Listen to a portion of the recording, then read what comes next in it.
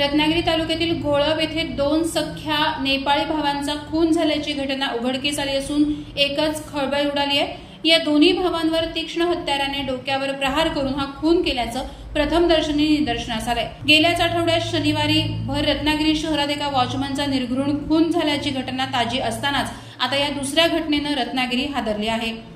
रत्नागिरी शहरानजीकच्या घोळब गावातील मुकादम यांच्या आंबा बागेत ही घटना घडली आहे। मंगळवारी सकाळी 8च्या सुमारास ही घटना उघडकीस आली। बागेत रखवाली करणाऱ्या भक्त बहादूर थापा आणि ललन बहादूर थापा या 2 सख्या नेपाळी भावांचा मृतदेह यावेळेला आढळून आला।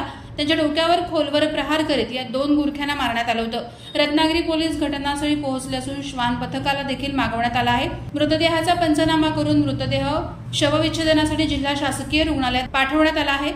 जिल्हा पोलीस अधीक्षक धनंजय कुलकर्णी हे घटनास्थळी रवाना झालेत, तर पोलीस उपाधीक्षक माइंडकर याबाबत माहिती देताना म्हणाले, एक आंब्याची बाग आहे डोंगरामध्ये। सदर ठिकाणी 2 नेपाळी व्यक्ती मृत अवस्थेत आढळून आलेले आहेत।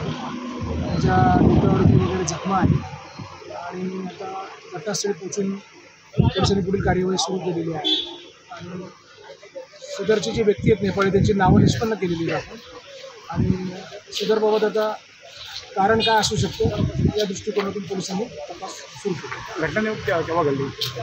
घटना रात्रीच्या सुमारास घडलेली असावी असं प्रथमदर्शनी दिसून येतं। प्रहार डिजिटलसाठी अनघा निकम मगदूम, रत्नागिरी।